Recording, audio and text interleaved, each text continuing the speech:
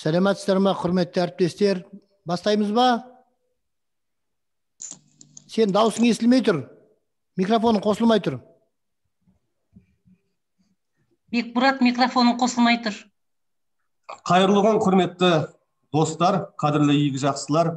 Бүгін біз Мұқағали Мақатаев ағамыздың туған күні қарсаңында, яғни 90 жылдығына орай қыран тағдырлы ақын атты тақырыбындағы филология ғылымдарының кандидаты, тіл саясаты комитеті Шаяхметов атындағы тіл қазына ұлттық ғылыми практикалық орталығының атқарушы директоры, белгілі алаштанушы Ербол Тілешевпен онлайн кездесу ұйымдастырып отырмыз.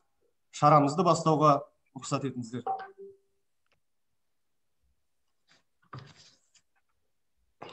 Тілешев Ербол Ерденбекұлы 1965 жылы Алматы қаласында туған, 1972 жылы Алматы облысы Балқаш ауданы үлгілі орта мектебінде 1-ші сыныпқа барып, 5-7 сыныптарды Қарағаш орта мектебінде, Бақанастағы 8 жылдық мектепте, 8-10 сыныптарда Талғар ауданындағы Октябрь орта мектебінде оқыған. 1982 жылы, 83 жылдар құрылыста жұмысшы болып қызмет атқарды. 83 жыл, 85 жылдары Алматы зооветеринариялық институтының студенті. 1985-87 жылдары әскер қатарында болды. 1992 жылы Қазақтың Абай атындағы педагогика университетіне түсіп, 1992 жылы аяқтады. Осы жоғары оқу орнын бітіргеннен кейін Сәкен Сейфуллин атындағы Сталинград педагогикалық институты қазақ әдебиеті кафедрасының оқытушысы болды. 1997 жылы Мағжан Жұмабаевтың поэзиясындағы романтизм тақырыбында кандидаттық диссертация қорғаған. 2004 жылдары Гумилев атындағы Евразия ұлттық университеті гуманитарлық институты директорының орынбасары. 2004 жылы, 2007 жылдары Қазақстан Республикасы Мәдениет министрлігі орталығының директорының орынбасары міндетін атқарды. Құрметті қатысушылар, микрофондарыңызды өшіріп қойсаңыздар, сөз кезегін берген кезде ғана қосасыздар. 2007-2012 жылдары Астана қаласы тілдерді дамыту басқармасы руханият орталығының директоры. 2012-2015 жылдары Астана қаласы тілдерді дамыту басқармасының басшысы. Қазір Мәдениет және спорт министрлігі тіл саясаты комитеті Шаяхметов атындағы тіл қазына ұлттық ғылыми практикалық орталығының атқарушы директоры. Негізгі еңбектері қазақ әдебиетінің тарихы мен теориясында алаштану, тіл тану, қазақ тілін үйрету әдістемесі тақырыбына арналған көркемдік әдіс және суреткер монографиясының Алаш туы астында қайнар зерттеулер жинақтарының Алаш қозғалысы энциклопедиялық сөз Ихан Қамзабекұлымен бірге және 200-ден астам ғылыми және ғылыми әдістемелік мақалалардың авторы. Манира Аятхан, сіз микрофонды сөндіріп қойсаңызшы. Ұйымдастырушы, сіз де сөндіре аласыз ғой, мұнда қосылып тұрған кісілер микрофонды сөндіріп отырсаңызшы өзіңіз. Жақсы. Олай болса, құрметті тыңдаушылар, кездесуге қатысушылар, Мұқағали Мақатаевтың өмірі мен шығармашылығы туралы қысқаша бейнероликті тамашалайық.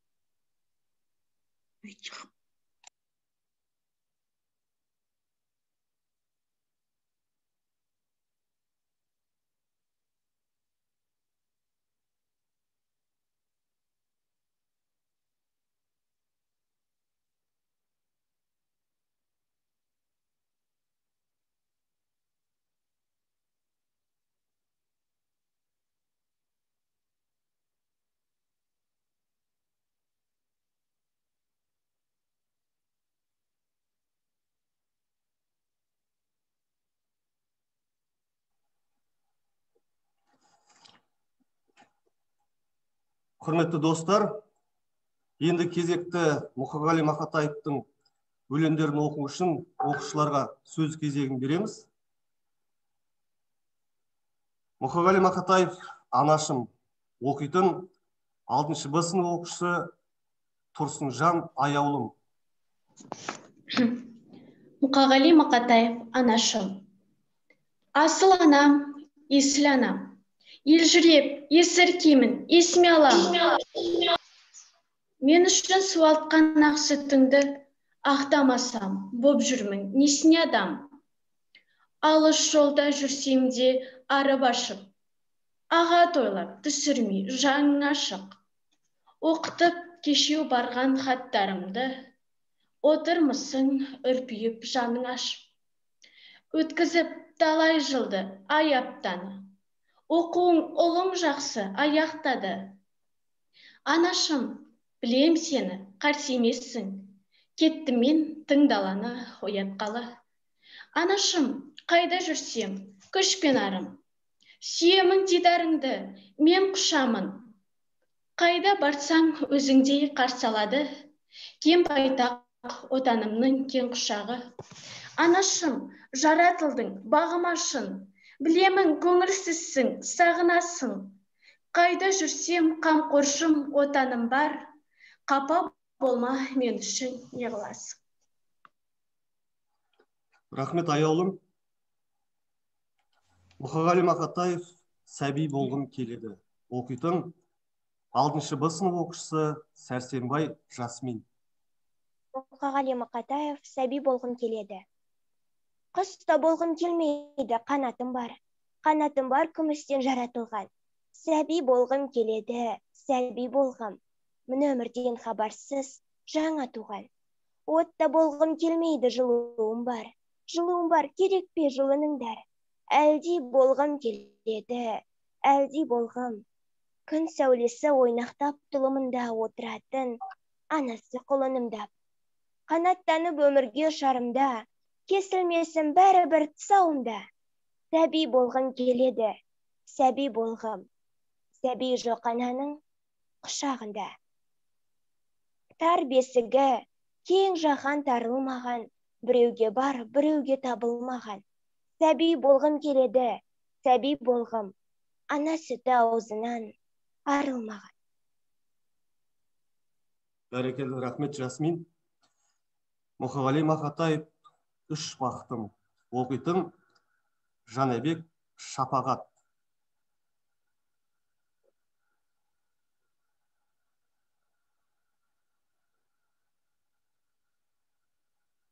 Шапағат, барсыз ба?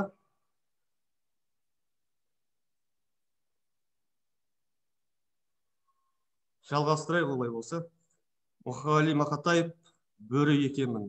Оқитын Ермекіш Айдос.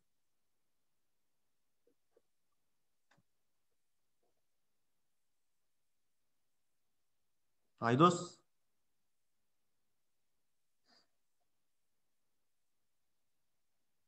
Жалғастырайық. Мұқағали Мақатаев мен сені сағынғанда.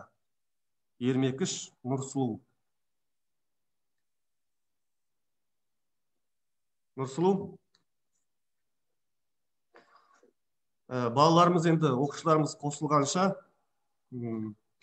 сөз кезегін бүгінгі кездесудің қадірлі қонағы, филология ғылымдарының кандидаты, тіл саясаты комитеті Шаяхметов атындағы Тіл қазына ұлттық ғылыми практикалық орталығының атқарушы директоры, алаштанушы Тілеш Бербол Ерденбекұлына береміз. Армысыздар, құрметті әріптестер. құрметті оқушылар, балалар, ең алдымен бүгін мына қазақтың 20 ғасырдағы сөз өнерінің ірі өкілі, 20 ғасырдың екінші жартысындағы қазақ поэзиясының аса ірі тұлғасы, бүгінде халықтың сүйіспеншілігіне бөленген, халқымен сырласқан, халқымен өнері, өлеңі бірге жасап жатқан Мұқағалидың мерейтойына арнап өткізіп жатқан мына Бекмұрат інімізге, осы бастамашылық еңбек үшін қадірлі ұстаздар сіздерге, қымбатты оқушылар сіздерге рахмет айтқым келеді. Мұқағали сияқты ақындар ол халықтың өзі қалап алған, халықтың өзі жақсы көретін, ешкімнің айтуынсыз ақ, ешкімнің нұсқауынсыз ақ, сол халықтың өзі сүйіп оқитын ақыны. Мұндай ақындар әр халықта да бар, Құдайға шүкір қазақта да бар. Мұқағали бізге несімен қымбат, Мұқағалидың мұрасы несімен бізге ыстық, неге біз Мұқағалиға айналып соға береміз? Себебі Мұқағали ол өлеңнен өзін ешқашан бөліп алмаған, өмірі өлеңімен өрілген, өнері өмірмен өрілген ақын. Яғни өзі айтқандай поэзия менімен егізбедің деп, Мұқағали сол өнердің сыңары сияқты, өлеңнің сыңары сияқты. Сондықтан да біз Мұқағалиды қадірлейміз. Бұл Мұқағали Мақатаевтың бірінші ерекшелігі болса, екінші ерекшелігі Мұқағалидың ол шындығы. Мұқағали нен жырласа да біліп жырлады, сүйіп жырлады. Өлеңдерінде тек ақиқат, адамның көңіл күйі. Бірақ адам ішкі сырын әлемге, дүниеге жайып салу үшін ол адамның іші таза, адамның іші мөлдір, адамның іші ақиқатшыл болу керек, шыншыл болу керек, әділетшіл болу керек. Міне осы адами қасиеттер Мұқағалидың бойында бар. Біз Мұқағалидың қапаланған кезін, қуанған кезін, мұңайған кезін көреміз. Сол нен жырласа да Мұқағали шынайы жырлады. Сол шынайы өзінің өмірге қатысын бірде махаббатпен, бірде ренішпен, бірде сағынышпен көрсетті. Сондықтан Мұқағалидың ішкі әлемі оның поэзиялық әлемін, оның өнер әлемін құрады. Оның өзінің жазғанында бар, мына күнделік жазған, сол күнделігінде енді орысша жазған, в жизни не знаю, поэзия не врать. Өмірде білмеймін, бірақ өлеңде өтірік айтуға болмайды дейді. Яғни Мұқағалидың қай өлеңінде де қапысыз шындық бар. Бірде бір өлеңі жалғандықпен шықпаған. Сондықтан да Мұқағалидың поэзиясынан адамдар, оқырмандар, бүгінгі біз, қазақ қауымы сол өзінің бір жанның бөлшегін табады. Өзінің бір ойының бөлшегін табады, сол Мұқағалимен сырласады. Жалпы ақындық деген бұл медитация. Ақындық деген жалпы сырласу. Ақындар әртүрлі болады. Мысалға, Абайдың көптеген өлеңдерімен сырласа алмайсыз. Мағжанның да өлеңдерімен сырласа алмайсыз. Өйткені Абайдың әлемімен, Мағжанның әлемімен Мұқағалидың әлемі басқа. Абай үлкен ұстаздық деңгейге көтерілген. Мағжан субъективті әлеммен бірге алаш қозғалысының объективті өмірін жырлаған. Ал Мұқағали шын адамның ішкі әлемін жырлаған. Олардың қай-қайсысы да қымбат. Абай сол ұстаздығымен, Мағжан қайраткерлігімен, Мұқағали бізге осындай адами ерекшелігімен қымбат. Бұлардың әрқайсысы да қазақ дейтін халықтың үлкен өнері, басты өнер деп айтуға болады. Сол поэзиясының үлкен ғимаратын салды. Сол ғимараттың әрқайсысында сол мұнарасы сияқты әрқайсысы өзін менмұндалап, бүгінгі қазақ сол бірде Абайын оқып, бірде Мағжанын оқып, Мұқағалиын оқып, Тұманбайын оқиды, Қадырын оқиды, Жұмекенін оқиды, Мұхтар Шахановты оқиды. Көп қой енді қазақта ақындар. Соның бәрінен біз өзімізге, бойымызға қуат табамыз. Біз адам бола түсеміз. Біз қазақ бола түсеміз. Мұқағалидың келесі бір үшінші ерекшелігі, ол соншалықты қазақтың сөзін білгендігі, соншалықты қазақтың тілін меңгергендігі. Сол Абайлардың, Мағжандардың, Мұқағалилардың тіл арқылы қазақ поэзиясы өзінің жаңа әлеуетін ашты. Қазақтың белгілі бір Енді әркім әрқалай айтады, біреу 150 мың дейді, біреу 200 мың дейді, біреу 500 мың дейді. Сөздік қор болатын болса, осы сөздік қорды еркін меңгерген ақындар осы сөздік қорды әртүрлі сипатта, әртүрлі ракурста пайдаланады. Сөздердің әртүрлі комбинациясын жасайды, композициясын жасайды. Біз оны көркемдік деп атаймыз. Осы тұрғыдан келгенде қазақ өлеңінің көркемдік қырына үлкен олжа салған ақын Мұқағали. Бірақ біз Мұқағалидан артық жылтырақ сөз, артық эпитет, артық метафора көрмейміз. Мұқағалидың сөздердің бәрі өзінің орнында тұра қалған сияқты. Бәрі бір қаланып қалған сияқты. Мұқағалиға бір сөзді алу, қосу қиын, бір сөзді алып тастау қиын. Мынау көнегіректе бір нақыл сөз бар. Цицеронға ештеңке қосуға болмайды, Демостеннен ештеңке алып тастауға болмайды дейді. Мұқағали дәл сондай ақын. Мұқағалиға ештеңке қоса алмайсыз, ештеңке алып тастай алмайсыз. Бәрі өзінің ретімен, бәрі өзінің ұғымда, сөзде, ақынның айтар идеясы да бәрі орында тұрған сияқты. Бәрі де қарапайым ғана сияқты. Сол өлеңді бізде жаза алатын сияқтымыз. Сол ойды бізде айта алатын сияқтымыз. Бірақ ол біздің қолымыздан келмейді. Алла тағала жаратқан иеміз осындай талантты, осындай дарынды өзінің сүйген құлы Мұқағалиға берген. Сондықтан Мұқағали сол өлеңмен өмір сүрді, өлеңінде өмір сүрді. Ол жалпы өмір сүрдің өзін, мынау пенделік, тұрмыстық, басқа да адамның қажеттілігі көп қой өмірде. Ол оның ешқайсысына мойын бұрмады. Жалпы Мұқағали ақын ретінде ол өмір сүре алмады. Ол өмір сүрудің тәсілін білмеді. Ол өмір сүрудің тәсілін білгісі де келмеді. Ол ақын болудың тәсілін білді. Ақын болып қалудың соның өнерін шебер меңгерді. Сондықтан Мұқағалидың бар болғаны 45 жас өмір сүруі, кейде өз-өзіне қарамау шынында керек, тұрмыстық мәселелерге мән бермеуі, ол соның өзінің әлемімен өмір сүрді. Сол әлеммен өмір сүрген ақын, сол өзінің поэтикалық әлемін, өнердегі әлемін жасады. Ол жаңа сөздің басында айттым, сол өнердегі Мұқағали мен өмірдегі Мұқағали тұтасып кетті. Сондықтан біз шынайы ақынның болмысын көреміз Мұқағалидан. Жалғандығы жоқ, не айтса да шынын айтқан, сырласқан, өзі айтады, менің мақсатым дейтін өлеңі бар, үлкен бағдарламалық өлең. Бәріңіз оны танысыздар деп ойлаймын, өте белгілі өлең. Мен жыламаймын, сырласамын, сыры бар, сыры бір замандаспен мұңдасамын дейді. Міне осы сөздерде бүкіл Мұқағалидың ақындық болмысы тұр.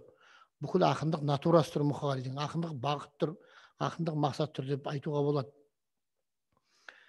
Сол 20-шы ғасырдың екінші жартысында бұл қандай кезең еді? Бұл Мұқағалидың балалық шағы соғыс кезіне келді, соғыстан кейінгі кезеңде келді. Міне осындай кезеңде, осындай қиын кезеңде, сол қиын кезеңдерден кейін халық еш алмай кеткен жатқан заманда үлкен гуманист ақындар дүниеге келеді. Соның көрінісі Мұқағали. Мұқағалидың балалық шағына арнаған өлеңдерін қарасаңыздар, анау Қарақамба дейтін өлеңі бар атақты. Содан бастап бүкіл соғыс жылдарының шежіресін сол Сәби Мұқағалидың жүрегі арқылы, Сәби Мұқағалидың біз көзқарасы арқылы көреміз. Соғыс жылдарындағы аналардың бейнесі, соғыс жылдарындағы әкелердің бейнесі, соғыс жылдарындағы балалардың бейнесі, ауыртпалық еңбекке ерте араласқан балалар, сол бір-біріне қамқоршы, бір-біріне сүйеу болған жаңағы адамдар. Өмір жайлы дейтін өлеңі бар. Өмір жайлы сұрай бермесе менен, өмірді мені зерттеп көрмебем, өмір жайлы білгің келсе қартқа бар, жалғыз ұлы қан майданнан келмеген, содан сұра өмір дейді. Яғни сол өмірдің мұңын жырлады. Сол адамдар сол қиын замандарда бір-біріне көмектесіп, бір-біріне көңіл болып, бір-біріне сүйеу болды. Жалпы қиын кезде адамзат тасады бір ғажабы. Ал өмір оңайлаған сайын, мына өмірде рухани нәрсені, материалдық нәрсе басқан сайын адам тарыла түседі.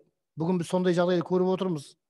Адамдар бір-бірін жамандау, бір-бірін күндеу, бір нәрсе жақтырмау, адамға ештеңке ұнамау.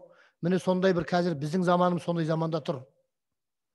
Енді сол Мұқағалидың заманын қарасаң, сондай замандарды аңсайсың. Сондай адамдардың тазалығы, бір-біріне деген мейірімі, сол мейірімнің ұшқыны, сол гуманистік идеал бізге Мұқағалиді оқытады. біз мына өмірден таба алмаған нәрсені сол мұқағалидың келіскен жырларынан табамыз, өлеңдерден табамыз. Мұқағалидың әлеміне келіп, біз тазарамыз. Мына поэзияның ең үлкен мақсаты да, мүддесі де ол адамды арылту, адам тазарады. Мына өнерде Аристотель айтқан үлкен тезис бар. Анау Аристотель поэтика дейтін еңбек жазған біздің заманымызға дейін.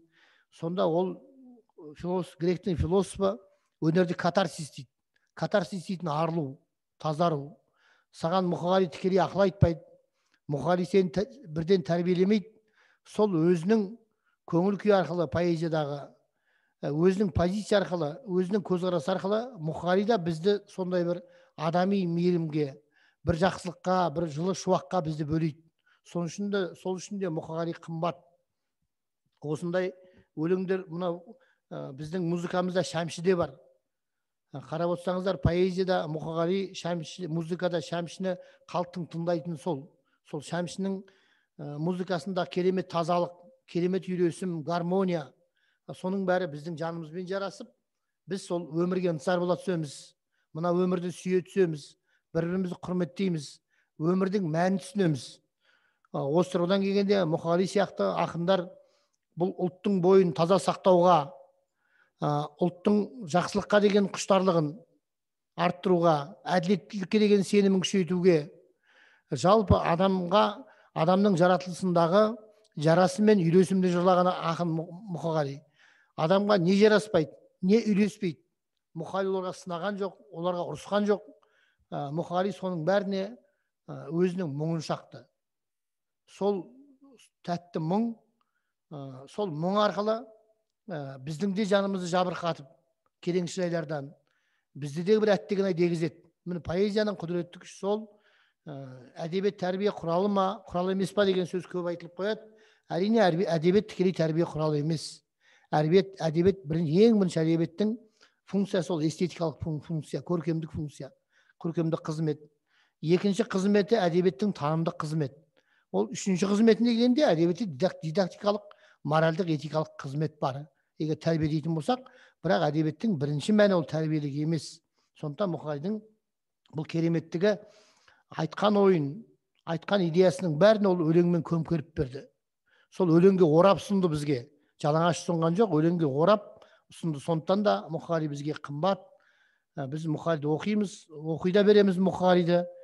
Бұл ең қазақтың қазіргі ең көп оқылатын ақынына айналды. Қай жерге барсаң да, тойға барсаң да, жиынға барсаң да, әдебиет жөнінде әңгіме бола қалса да, біздің алдымыздан Мұқағали шығады, Мұқағали шығып тұрады. Мұқағалидың тірі кезінде де бағаланбады екен деп әртүрлі әңгіме айтады. Мұқағали тірі кезінде бағаланған, халық бағалаған Мұқағалиді. Ол ресми билік бағаламағанмен, Мұқағали шынында да халық бағалаған. Мұқағалидың кітаптары ондаған мың тиражбен таралған. Мұқағалидың кітаптары аз шыққан жоқ. Тіршілігінің өзінде Мұқағалидың бірнеше кітабы шыққан. Сондықтан тірі кезінде кейде бір сондай бір ой бар. Бір Мұқағалиді бір жәбір көрген сияқты, жәбірленуші сияқты. Сондай қараймыз, ол шынында да олай емес. Мұқағали сол өз өмір сүрген советтік қоғамға сенген, советтік қоғамның шындығын қабылдаған, оған арнап Ильич дейтін поэма, большевиктер дейтін поэма, Карл Маркс қарап Мавр дейтін поэма жазған. Кеңес заманында біздің өміріміздің бір бөлшегі. Біз жаппай жамандап жатырмыз ғой кеңесті бүгін. Иә, кеңес үкіметінің жамандығы болды, біз отар болдық, бірақ адамгершілік тұрғыдан, адамдардың қарым-қатынас тұрғысынан ол заманның да жақсылықтары болды. Ол заманда айтағарлықтай болды. Ол заманда қазақтың дамуына ықпал етті. Сол кеңес заманда қазақтың қаншама мықты тұлғалары шықты. Қазақ қала салды, қазақ қызмет етті, ұрпақ тәрбиеледі. Ол кеңестің 70 жылдық тарихында да ол қазаққа зиян болғаны да көп, бергені де аз емес. Ал Мұқағали сол заманда соған сол заманға сенді, сол өкіметке сенді. Мұқағалиден бір оппозиция жасаудың, кеңес өкіметіне қарсы болудың деген ондайдың керегі жоқ, бір жақты қараудың. Біз сол ақынды өз өмір сүрген заманның шындығында, өз өмір сүрген сол дәуірдің идеяларының шындығында, тіпті қажет болса идеалдардың шындығында қарауымыз керек. Өйткені сол замандағы сүрген адамдардың, адам айтпайды ғой, бүгін ертең өмір сүремін, мен бүгінді қоя тұрайын деп ешкім айтпайды. Бәрі бүгін де өмір сүреді, Алла жазса ертең де өмір сүреді. Сондықтан әркім өз заманның перзенті. Мұқағали да сол заманның бел баласы, сол заманның перзенті болды. Сол заманда бола отырып, Мұқағали сол адами қасиеттерді, адами құндылықтарды жырлады. Жалпы өнердің мақсаты ол бұл дүниені жырлау. Бұл жаратушыны, сол жаратушы жаратқан бұл әлемді, сол әлемде өмір сүретін адам баласын жырлау. Міне осы тұрғыдан алғанда Мұқағалида осындай тұтастық бар. Мұқағалидың мына қайсыбір алдындағы діни өлеңдері, мысалға Мұқағалидың Алла жөніндегі, Мұхаммед саллаллаху алейхи вассалам пайғамбар жөніндегі, мұсылман діні жөніндегі өлеңдері сол Мұқағалидың сол заманның өзінде сол ақындық бір интуиция арқылы, бір азаматтық бір сезімдер арқылы, ақындық сезімдер арқылы дейміз ба, Мұқағали сол жаратушыға барды. Мұқағали жаратылысқа барды. Яғни Мұқағали үлкен ғаламдық биікке көтерілді. Бұл мынау ғаламды түсіну. Ақын өзі қандай, ол ақындарда үш нәрсені жырлайды, соның құпиясын білуге тырысады. Ол жаратушы, жаратылыс, онан кейін адам. Міне осы тұрғыдан келген кезде біз Абайдан көреміз. Абайды өзіңіз жақсы білесіздер. Сосын осы Мұқағалидан көреміз. Қазақтың басқа ақындар жоқ деген сөз емес. Біреуінде азырақ, біреуінде көбірек бар, бірақ оны кемеліне жеткізіп жырлау, оны шынайы жырлау бар. Осы шынайы жырлау тұрғысынан келгенде біз Мұқағалиді көреміз. Мұқағали шынында да лирик ақын. Мұқағалида 20 поэма бар. Көбіміз бір поэмасын білеміз, білмейміз.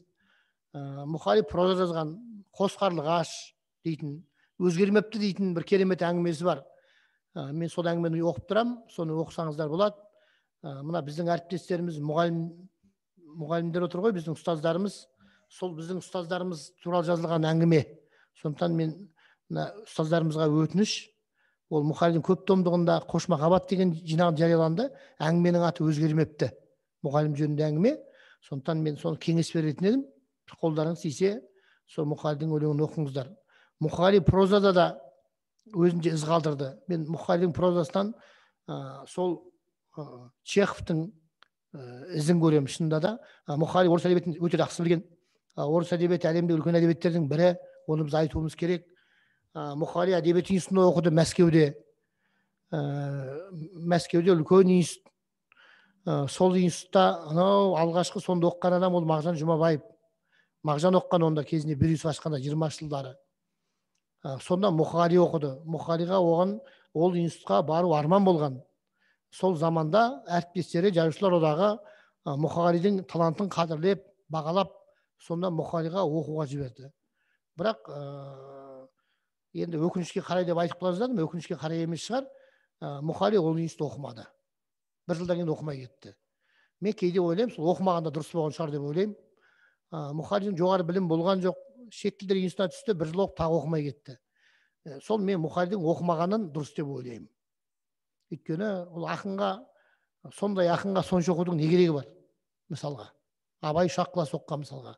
Мен мына балаларыма, оқушыларға оқымаңдар деп отқан жоқпын, жақсы оқу керек. Бірақ Мұқағали сияқты ақындарға сол оқудан міндетті емес. Толстой Қазан университетінен бір жылдан кейін оқымаған ештеңе бермейді.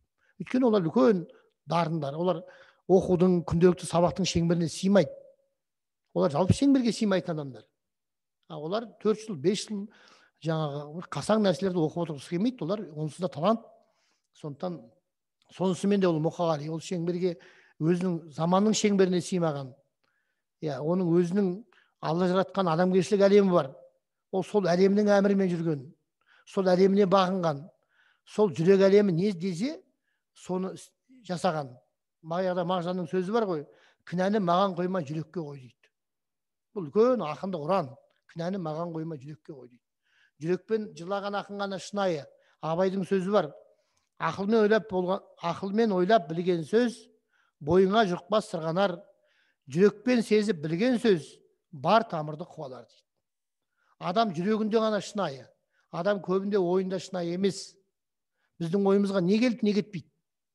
Бір күннің өзінде ойымызға не келді, не кетпейді. Ал жүрек қашанда шынайы. Жүректің қалауы шынайы. Бирюсов дейтін Мағжанның ұстазының сөзі бар. Жүректің де өз ақылы бар. бірақ ол ана ақылмен байланыс жоқ дейді. Жүректің де ақылы бар. Мағжан айтады, сезгіш жүрек неге бердің дейді маған дейді. Сезгіш жүрек неге бердің дейді. Ақын сол сезгіш жүрегінен жапа шегеді, мұңаяды. Жұрт бейқам қараған нәрселерге ақын қиналады. Жұрт қойшы дейтін, бір қол сілтейтін нәрселерге ақын қол сілтемейді. Себебі ақынның барар ақиқатының жолы ол ақылының үстімен емес, ол жүрегінің үстінен өтеді. Ақынға баратын жол ақиқаты ол міндетті жүрекпен өтеді. Ақын бәрін де жүрекпен қабылдайды. Ол сондықтан да ол шынайы, сондықтан да ол ақын оймен құрастырып жасаған нәрседе ол енді оймен бір ғалым болуға болатын шығар, бір басшы болуға болатын шығар, басқа бір мамандықтың иесі болып бай болуға болатын шығар. Адам ойлап әртүрлі нәрседен тәсілдерді тауып. Бірақ ақындық дейтін ол шынында да бұл жүректің ісі. Абайда да байқасаңыздар, жүрек категориясы үлкен ғой. Абайдан жүрек деген сөз теріп алып қараңыздаршы. Абайдан жүрек категориясының өзін. Мына ұстаздарға мен айтар едім, балаларға мына әдебиет сабағында сіздер категориямен оқытсаңыздар. Қазір енді бізде бұрынғыша ғой, мына Абайдың қысын оқимыз, жазын оқимыз, табиғат суреттеді, Абай оқу білімге шақырды, интернетте оқып жүр деген. Осы нәрседен кішкене кету керек. Абайда категориялар бар: жүрек, ақыл, ниет, қанағат, талап мысалға.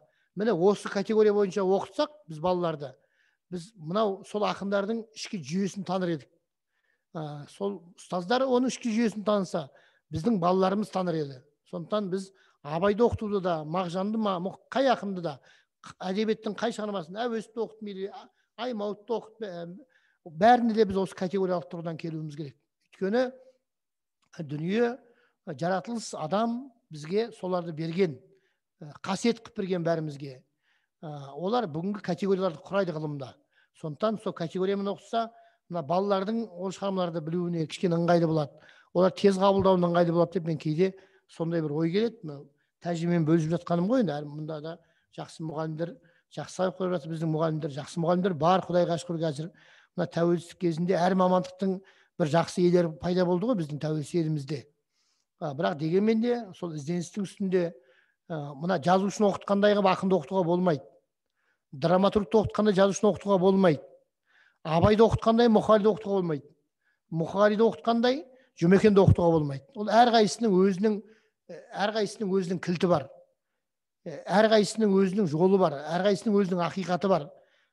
Бұл біз соны табуымыз керек. Мұғалім деген адам, ғалым деген адам соларға барар, кілтті табады, ақиқатты табады. Сол кілтті тауып, мына біздің айналайын, біздің жауқазындай мына ұл қыздарымыз бар, әп-әдемі ұл қыздарымыз. Соларға сол кілтті беруіміз керек, ұстатуымыз керек. Олар онсыз да кітаптан оқып алады. Олардың оқу білімге шақырғанын, жаңа қысты жазғанын, күзді жазғанын, ал біз сол кітапта жоқ нәрселерді айтуымыз керек. Соған қосымша айтуымыз керек. Сонда біздің балаларымыз соған үйренеді. Мұқағалиді бәрі оқиды, бәрі жақсы көреді.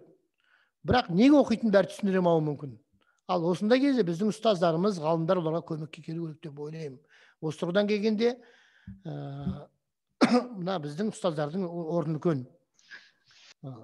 Ақындарды оқу керек, мұқағалиларды оқу керек. Жалпы адам өлең оқу керек. Адам күнде жоқ дегенде бір-екі өлең оқу керек. Және ол мына оқушылар солар өздеріңе әдет қылып алыңдар. Қазір өлең жаттап айтып жатсыңдар ғой, жаңа қыз балалар бар, ұл балалар бар. Күнде бір-екі өлең оқыңдар.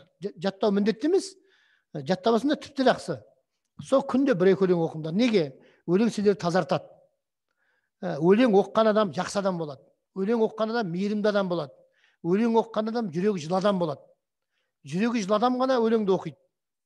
Қатты адам өлең оқымайды. Оқыса да оған әсер етпеуі мүмкін. Бірақ қатты адам өзінен өзі қатты болмайды ол. Ол бала кезінен бастап оның жүрегі жылу керек. Бұл өмірдегі ең жақсы адамның қасиеті ол адамның адамға деген мейірімі. Адамның адамға деген мейірімі болса, ол басқа қаншама қасиеттер шақырады. Қаншама жақсы қасиеттер сол арқылы туады. Мейірім арқылы, шуақ арқылы. Мұқағалиді біз неге оқимыз? Абайды неге оқимыз? Өйткені оларда тұнып тұрған осы мейірім бар. Оны қазір ғылымның тілінде гуманизм деп жүрміз ғой, гуманист деп жүрміз. Осы мейірім бар жерде бәрі болады. Әділдікте болады, адалдықта болады, жақсылықта болады, табыста болады, достықта болады, махаббатта болады. Мейірім жоқ жерде еш нәрсе болмайды. Ең алдымен сол мейірім болу керек. Өмірге деген мейірім, ата-анаға деген мейірім, досқа деген мейірім, замандасқа деген мейірім. Сондықтан осы Мұқағалидың өлеңі бұл мейірімнің мектебі сияқты. Осы бір мейірімнің бір шуақты бір мектебі сияқты. Сол мейірім бар, жүрегі жылы адам Мұқағали, өте жүрек жараланғыш. Мейірімді адам сондай болады.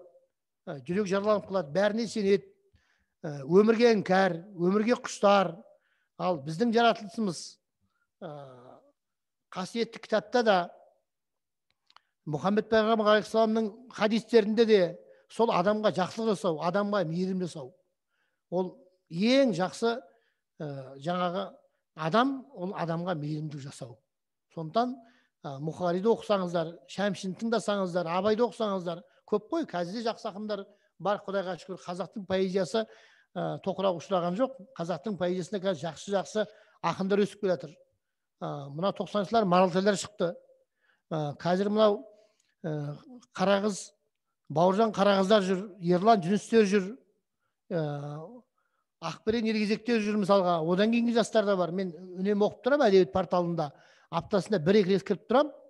Міндетті түрде уақыт тауып. Өйткені поэзиядан кетуге болмайды. Өлеңнен алшақ кетуге болмайды. Өлең сенің айнаң. Өлең айна.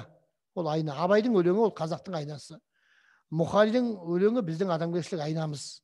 Сондықтан егер өлең оқымай жатсаңыз, өлеңге қызықпай жатсаңыз, онда өзіңізге күдіктене беріңіз. Яғни ол өлеңнен емес, себеп өзіңізден, кінә өзіңізден. Сондықтан бұл тағы да айтайын, бұл мейірім мектебі, Мұқағалидың мектебі. Сондықтан мына жастарымыздың біз адамгершілік тәрбиесі деп жатырмыз. Соған байланысты мына білім және ғылым министрлігі әртүрлі концепция қабылдап жатыр. Жаңа технология дейді, жаңа әдіс дейді. Соның бәрі де бір ғана нәрсеге шұғылданады. Бұл адам болу өнері. Одан асқан өнер жоқ. Адам болу өнері. Қандай технологияда, қандай жаңалықта, қандай игілікте адам болу өнерінен биік емес. Осы дүниеде істелгеннің бәрі адам болу өнерінен істеледі. Егер біз бай болсақ, бірақ біздің адамгершілігіміз төмен болса, біз керемет ғалым болсақ, бірақ мінезіміз оңбаған болса, ондай ғалымдықтың, ондай байлықтың, ондай биліктің не керегі бар? Сондықтан ең алдымен бұл мейірім мектебі. Сондықтан Мұқағали сияқты ақындар бұлар ұлтты сол мейірімге тәрбиелейді. Ұлтты сол мейірімге шақырады. Сондықтан біз Мұқағалиға өзіміз баратынымыз, өзіміз Мұқағалиды оқитынымыз, қайталап оқитынымыз, ол соның бәрі біздің үшін бізде мейірім тілеп тұрады. Бізге мейірім жетпей тұрады әрқайсымызға, үлкенімізге де, кішімізге де. Сондықтан бәріңізді Мұқағали ғана емес, қазақтың айттым ғой, ақындары көп. Мен Мұқағалидың кеші болғаннан кейін Мұқағали жөнінде айтып тұрмын ғой, негізі Мұқағалиға арналғаннан кейін. Осы жөнінде көптеген ақындарға айтуға болады. Бірақ әрине Мұқағалидың жөні басқа. Ол үлкен қазақтың әлемін жасаған, қазақтың ішкі әлемін жасаған, қазақтың сонау соғыстан кейінгі жағдайдағы адамдардың мейірімділік, қандай тазалық, қандай мейірімділік. Мысалға, сол Мұқағалилар 8-9 жасынан бастап еңбекке араласты. 14-15 жасында кәдімгі сол колхоздың жұмысшы істейтін, ересек адам істейтін жұмысты күнде 10-12 сағат жұмыс істеді солар күнде. 14-15 бала болатын олар сол кезде. Сол бүгінгі ер адамдар 8-ақ сағат жұмыс істейді. Олар 14-15 сағат тәулігіне жұмыс істеді. Анау айттым ғой, Қарағанбадан бастап оқысаңыздар, балалық шағын. Ол сондай қиын балалық шақты өтті. Адамдардың мейірін көрді, жылаған ананы көрді, жылаған әжені көрді, жетім қалған баланы көрді, жарыс соғыстан келмеген әйелді көрді. Міне соның бәрі әсер етті. Ал бүгінгі заманда біз, бүгін халық Құдайға шүкір, мен тойынған деп артық айтпай қойайын, бірақ біз бір-бірімізді бүгін бағаламай жатырмыз. Бүгін бірімізге бағам жетпей жатыр. Мұқату, кекету, біреу сүрінсе соған күлу, біреу бір жағдайға сұраса, соны бір Инстаграмда, Фейсбукта жарнамалау. Міне осындай бір келеңсіз жағдайға әуес болып кеттік. Әбден Фейсбукқа кіріп, сондай ұсақ әңгімелер тыңдап, өзімізде сақтанып баратырмыз. Мен содан қорқам. Қазаққа ірілік керек. Ондай нәрседен биік тұру керек қазақ. Бос сөз, ұсақ сөз, біреуді жамандау, өкіметті сынау, жаңа осында екінің бірі бір ақылды болу деген сияқты. Әркім өзінің жұмысын. Оқушы сабағын жақсы оқу керек. Мұғалім сабағын жақсы беру керек. Мысалға, жұмысшы жұмысын жақсы істеу керек. Әркім өзінің нәрсесін істесе, бұл қазақ мықты халық болады. Ғұмар Қараш деген аталарың болған. Алаштың үлкен қайраткері сол Ғұмар Қараш айтады: Алашқа қызмет қылу үшін бай мансапты адам болу міндетті емес. Жүрегі таза, пейілі жақсы әрбір алашқа адам алашқа қызмет қыла алады дейді. Сондықтан міне осы тұрғыдан біз келуіміз керек. Мансап тұрғысынан, билік тұрғысынан, байлық тұрғысынан емес, адам болу тұрғысынан. Өйткені тағы да қайталап айтайын деп жатырмын, Мұқағалидың өлеңдері бізді адам болуға үйрететін өнер. Ал одан асқан бұл әлемде өнер жоқ және болмайды да. Адамның адамдығы, оның аты адам болғаннан кейін ол бірінші адам болу керек. Онан кейін ол мамандықтың иесі бола ма, кәсіптің иесі бола ма, байлықтың иесі бола ма, ол екінші, үшінші, бәлкім 10-шы, 100-ші нәрсе шығар. Сондықтан Мұқағалиды оқыңыздар, өлең оқыңыздар. Өлең тазартады. Жаңа айттым ғой, Аристотельді катарсис. Соны интернетке жазсаңыздар тауып аласыздар балалар. Катарсис дейтін термин бар. Бұл арылу, бұл өнерге тән. Театрға барғаннан кейін шыққаннан кейін қандай әдемі боласың? Жақсы өлеңнен кейін қандай бір әдемі көңіл күйде боласың? Ойланасың, ойлантады. Біреу сен ойланнан оқы деп айтқаннан гөрі, сен өзің сол өлеңді тауып оқысаң, бұл өзіңнің жеткен нәрсең, ол бәрінен де қымбат. Адамның біреу айтқаннан тапқан ақиқат емес, өзі іздеп тапқан ақиқаты, өзі мойындаған ақиқаты, өзі таныған ақиқаты, бұл бәрінен де қымбат ақиқат. Адамның адамдығы да бәлкім осында деп ойлаймын. Көп сөйлемей қояйын, біраз нәрсе айттым. Сұрақтарың болса, сол жауап беруге дайынмын. Тағы да шақырған Бекмұрат әнеме, алашшыл ұлтжанды Бекмұрат деген азамат. Мен Бекмұрат көп анау жас бала кезінен білем. Сол Бекмұратқа рахмет айналайын, осында бүгін ерекше өткізіп жатсың балаларға тағылымды. Бұндай кештің үлкен кішісі болмайды. Бұл кештің бәрі үлкен. 5 адам жиналып Мұқағали жөнінде айтсақ, ол үлкен әңгіме. 500 адам жиналып айтсақ, ол да үлкен әңгіме. Сондықтан ұлыларға деген тағзымның үлкен кішісі болмайды. Сол үлкен жұмыстарыңызға табыс тілеймін. Тыңдап отқан ұстаздарға, әріптестеріме көп рахмет. Балаларға рахмет. Қазірде бір заманда тұрмыз ғой. Сол заманнан аман есен шығайық. Ел аман болсын, қазақ аман болсын, әлем аман болсын. Өйткені біз сол әлемге кірдік. Әлемнің амандығына да, біздің амандығымыз әлемнің амандығына да тікелей қатысты. Әрқайсымыздың амандығымыз бір-бірімізге қатысты. Өйткені біз солай бір-бірімізге байланып тұрмыз. Көзге көрінбейтін жіптермен, көзге көрінбейтін ауамен байланып тұрмыз. Шынында да сол жаңа тура мағынасында. Сондықтан аман жүріңдер, әсіресе балалар күтініп жүріңдер, байқап жүріңдер. Көпшілік жерге бармаңдар, енді ата-аналар айтып отқан шығар. Ретігесін мен де айтайын, сақтанып жүру керек. Бәріміз аман болу керек. Қазақ аман болу керек. Қазақ көп болу керек. Сол амандық пен көптік сол қазақты өзінің мұратына жеткізеді ғой деп ойлаймын. Тыңдағандарыңызға көп рахмет. Рахмет Ербол аға. Олай болса оқушылар, сұрақтарыңыз болса, құрметті әріптестер.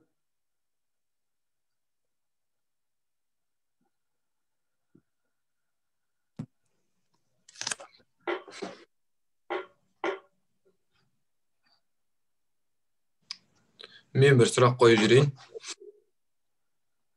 Иә. Сіздің дипломдық жұмысыңыз Мұқағали поэзиясына арналған екен. Оған келуіңізге не себеп болды? Мен мектепте емес, мектепте оқып жүргенде мен Мұқағали білмедім.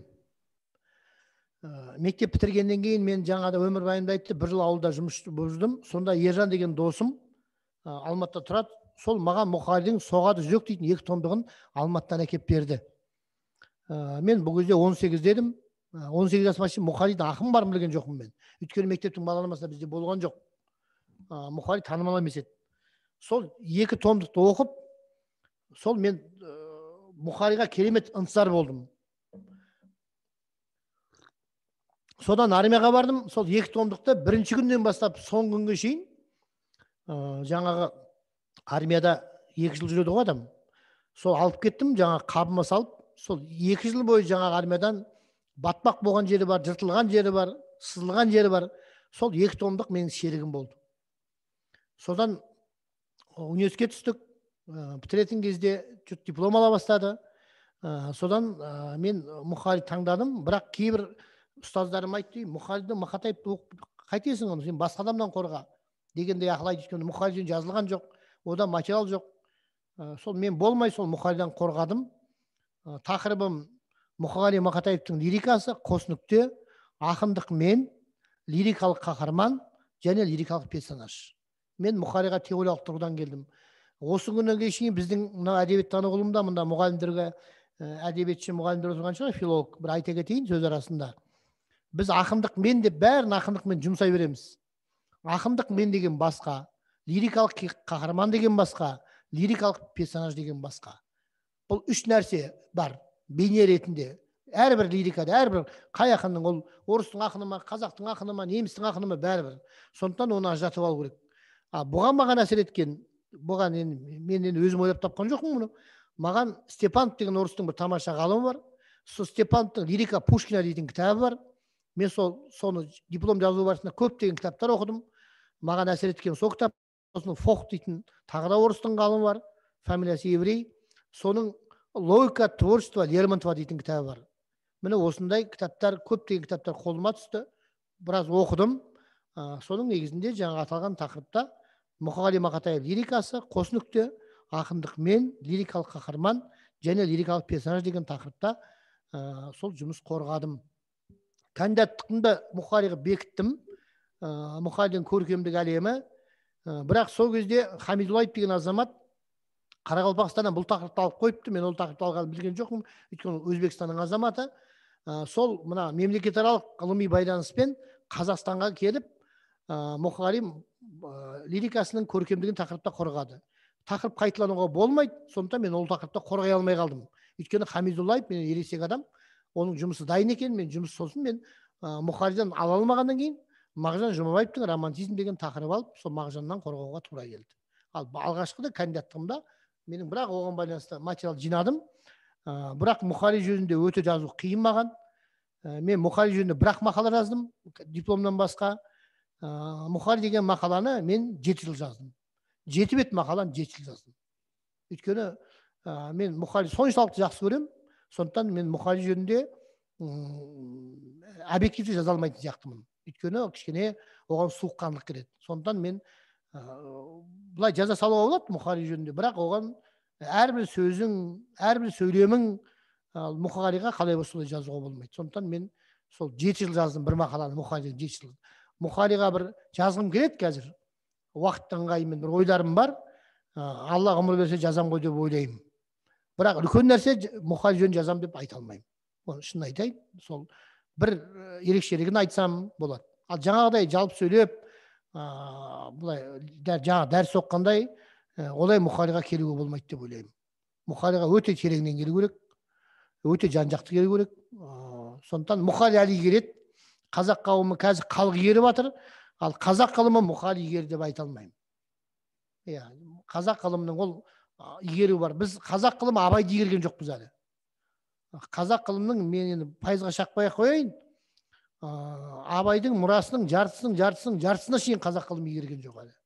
Әуезовтің өзі де оны айтқан, Әуезовті сұраған, сіз 4 том кітап жаздыңыз, Мұқа, Абай жөнінде монография жаздыңыз деген.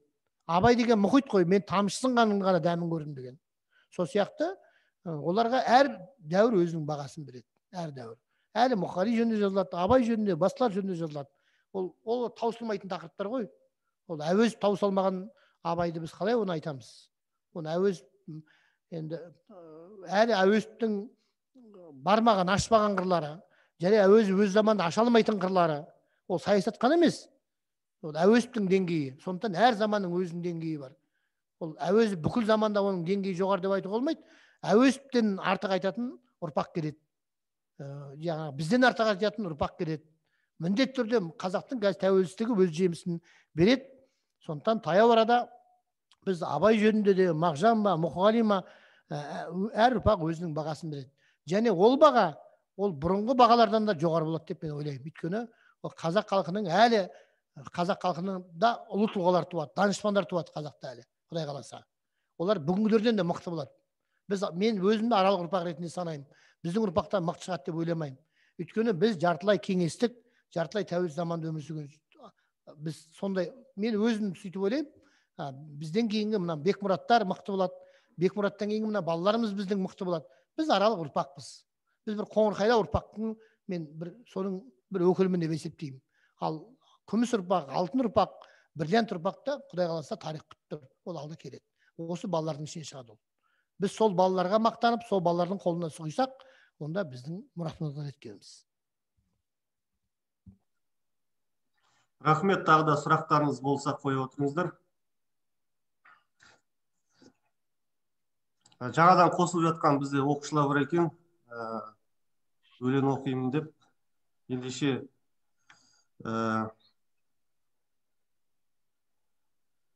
Ермекіш Нұрсұлу оқушымыздың орындауында оқуында мен сені сағынғанда.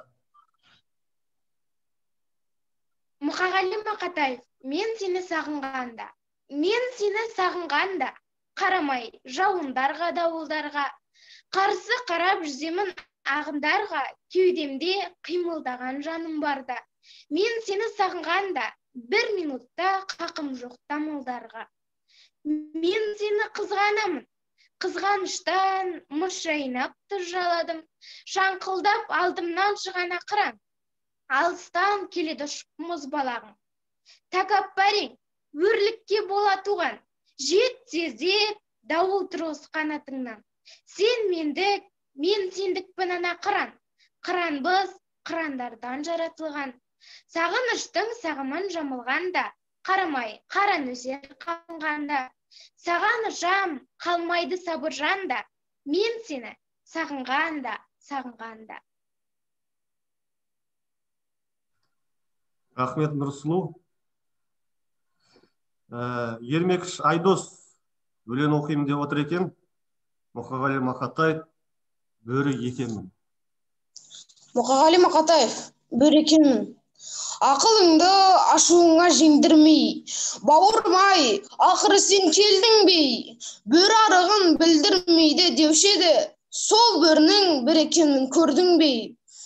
Жан емесем, жалған айтып жұртталдыр. Өздерің біл, құптамаңдар, құптаңдар. Бөрекенмін, сыртым ғана қампиған, сыбағамды беріп жатыр сырттандар. Берсін, берсін, не көрмеген бұл басым, тек жүрегім жыламасын, жырласын. Жағдай міне, рахмет құрдасын, жалғыз қалам, жалғыз дәптер сырласын. Рахмет. Жанабек Шапағат бар ма?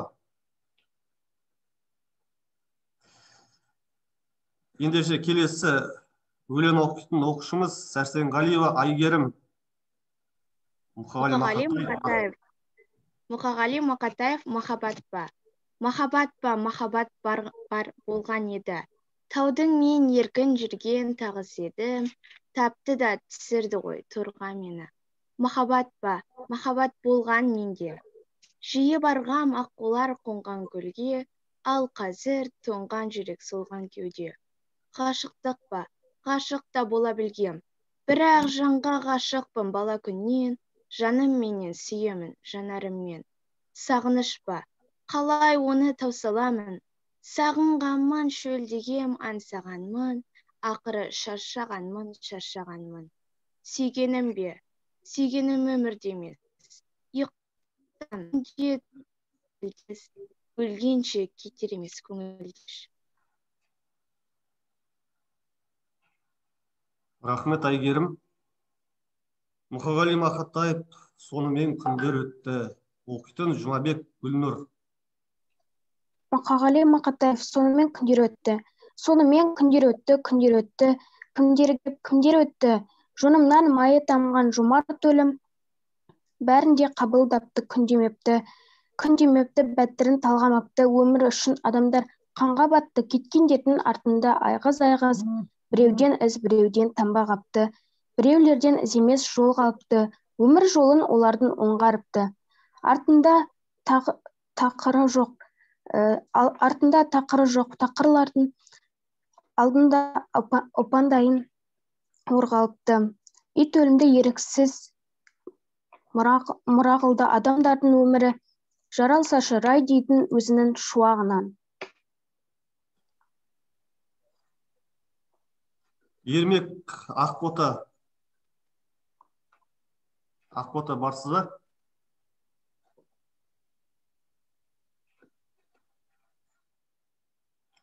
Иманбердиева Зерде оқушымыз. Ей өмір зымырап барасың ба өлеңін оқиды.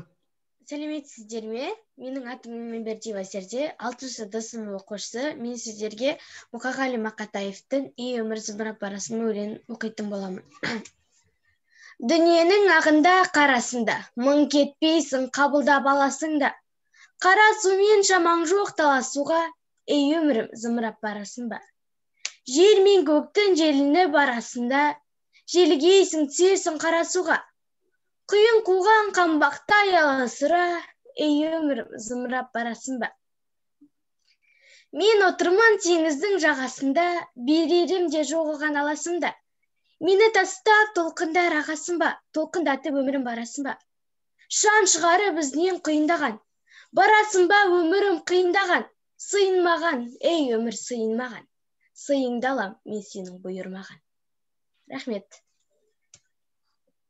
Рахмет Зерде. Әдетқан Ринат оқушымыз. Бай-бай өмір. Бай-бай өмір. Бай-бай өмір өтесің ау бір күні, тиясың ау қуанышпен күлкіні. Өмір деген бір жарқ еткен найзағай, өмір деген көк аспанның көркірі. Бай-бай өмір өтесің ау бір күні. Болмағандай, жүрмегендей сенде біз, кетеміз ау, әй кетеміз, пендеміз. Ұрпақтарға береміз де кезекті, біз кетеміз кету үшін келгенбіз. Өмір деген бұйым емес қолдағы, өмір дейтін ұлы бекет жолдағы, қаның кеуіп қаталаған кезіңде, сусыныңды қандырсаң бір болғаны, мұна күнде, мұна аспанды даланау, бәрі бізден қаладау, өмір деген тағатсыз бір қозғалыс, өмір деген өлемін деп қарамау. Рахмет, Ринат. Тағы да өлең оқитын дейтін оқушылар бар ма? Қалып қойған. Негізі өлең оқып жатқан оқушылардың бәрі өздері дайындалып, ат салып жатыр. Рахмет сіздерге. Сұрақтарыңыз болса қойып отырсаңыздар. Ағай, мен сұрақ қойсам бола ма? Иә, Әйгерім. Ақынның отбасымен жүздестіңіз бе?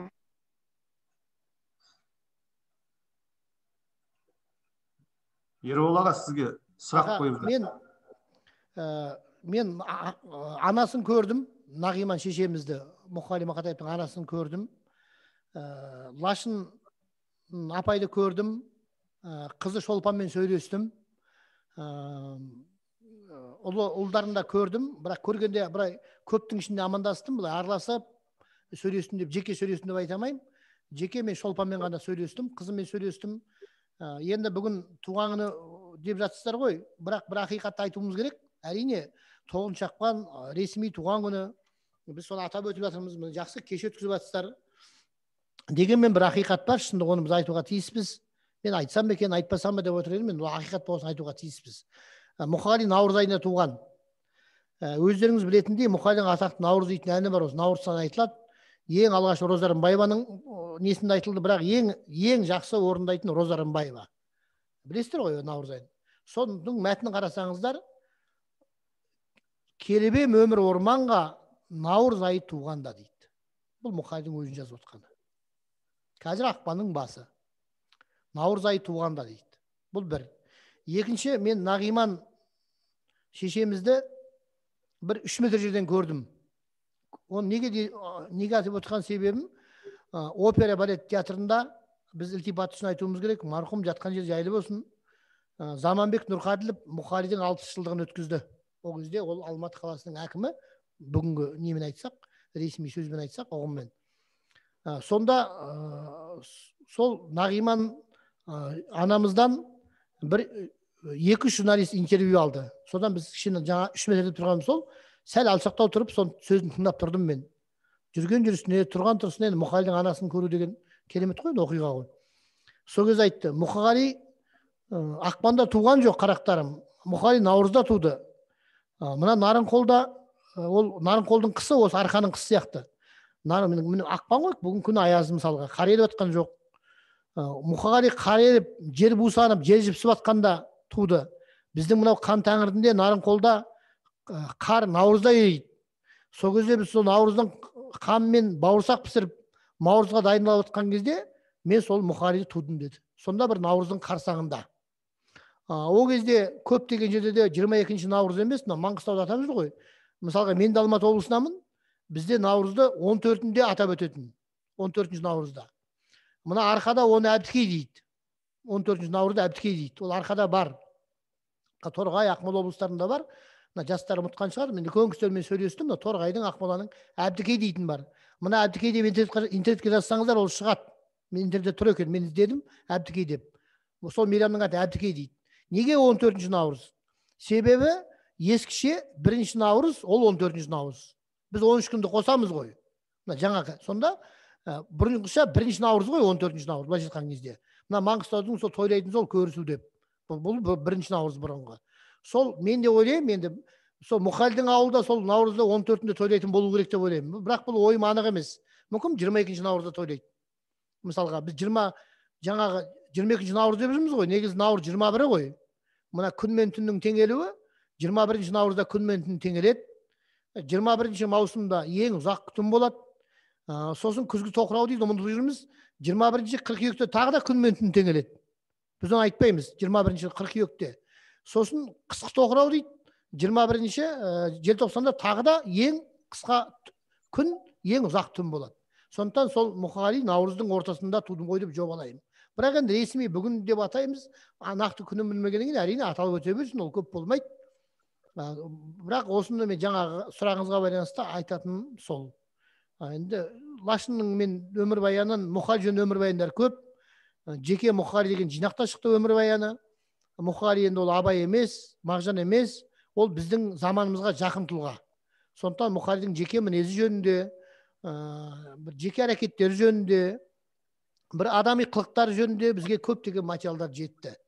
Оны Лашын анамыз жіберді. Бұл Лашындай күйеуінің мұрасына өте мұқият қараған жар. Лашын апамыздың Мұқағали танымдағы еңбегі үлкен. Ол әртүрлі сөздер айтылады, ол жай сөз деп ойлаймын. Ең көп өзінің жұбайына өлең арнаған ақын ол Мұқағали ақын. Мұқағали өлеңдердің бәрінде Лашынды жоғары қояды. Өте биік қояды Лашынды. Өзінің жарын, балалардың анасын, бұл әйелге деген, анаға деген, жарына деген құрмет. Осы жағынан да Мұқағали бір үлгі болады деп ойлаймын. Өйткені мына Лашынға дейтін өлеңдерін оқып отырсаңыздар, бәрінде өте жақсы, өте жоғары деңгейде, өте үлкен бір құрметпен өзінің жарын бағалайды. Сол жары Мұқағали қайтыс болғаннан кейін естеліктер жинағын шығарды, Мұқағалидың көп томдығын шығарды, Мұқағалидың жарияланбаған өлеңдерін Шолпан деген атпен жариялады. Мысалға сонау 84 жылы алғаш рет. Өте Мұқағалидың шығармаларын шашау шашпады.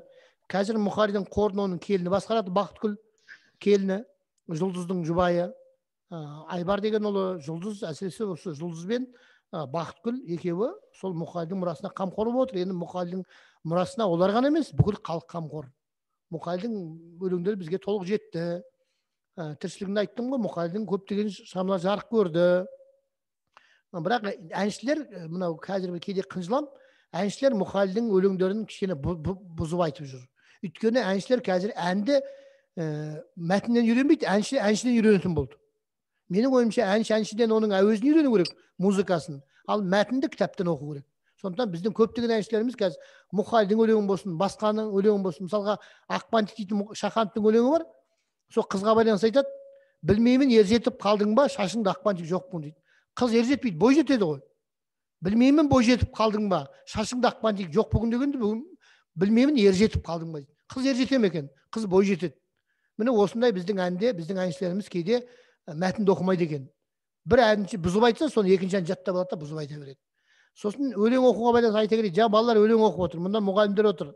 Сіздер балаларға өлең оқытқан кезде, мынау екі дауысты дыбыстың жігіне келгенде бір дауысты дыбыс оқылмайды. Жаңа балалар тоқтап, екі дауысты дыбысты анық оқып жатыр. Бұл ана ілгерінде кейіндік қал ғой. Мысалға, сол екі дауысты дыбыс қатар келеді. Мысалға, бірінші сөз дауысты дыбыс аяқталады, екінші сөз дауысты дыбыстан бастағанда міндетті түрде бір дауысты дыбыс оқылмайды өлеңде. Ол қалыпты сөзде айтылуы мүмкін, сөзде де айтылмайды. Ана екінші екпін анаған түседі, ана бір дауысты болмайды. Біздің балалар жаңа тоқтап, несі едім деп оқып жатыр. Несі едім ғой, ана оқылмайды ғой. Несі едім, несі едім дегенде өлеңнің ырғағы бұзылып тұр. Әп-әдемі айтып кеткен өлеңде сол ортасына келіп қалғанда дауысты дыбысты оқып жатыр. Соны мына мұғалімдер үйретіңіздер. мына екі дауысты дыбыс жікке келгенде бір дауысты дыбыс оқылмайды. Ана өлеңнің ағынымен кетеді. Мына өлеңді оқығанда мына тармаққа бөліп алыңыздар. Бірінші бунаққа бөліңіздер. Сосын буынға бөліңіздер. Сосын тармаққа бөліңіздер, сосын шумаққа бөліңіздер. Сол кезде өлеңнің мына мәнері. Балалар әп-әдемі оқып отыр. Жаңағы жеріне келгенде өлең бұзылып кетеді. Өйткені мұғалімнің айтпағаны көрініп тұр. Бала білмейді ғой. Сондан біздің ұстаздарымыз кішкене мына өлең оқығанда өздеріңіз үлгі көрсетіп, мына дыбыстардың бір анық оқылатын дыбыстары бар, оқылмайтын дыбыстары бар. Сондықтан өлеңге бірінші мынау дыбыстық жағынан кішкене талдау жасап алу керек. Өлең оқудың алдында сонда біздің балаларымыз әп-әдемі бұдан да жақсы оқитын болады. Бұл біздің бір тілегіміз, өтінішіміз деп қабылдаңыздар. Рахмет. Және сізге тағы сұрақ қойсам бола ма? Қасым мен Мұқағали арасында қандай байланыс бар? Жалпы Мұқағали қандай ақын? Атың кім, қызым? Бұлсың ба, қызсың ба? Нұрсұлу. Нұрсұлу? Нұрсұлу ма? Иә. Өте жақсы сұрақ, керемет сұрақ қойдың. Мұқағали айтылған жерде Қасым айтылады. Мен жаңа дәрісімде Қасымды айтпай кетіппін. Бірінші Қасым қандай ақын, соған келейік. Мына Мағжаннан кейінгі кезеңде, Мағжан, Ілиястардан кейінгі кезеңде мына мұқағалилардың арасында бір бейуақ болып қалды, бейуақ. Бұл қандай кез еді? Бұл 30-жылық ашаршылық, репрессия, соғыс.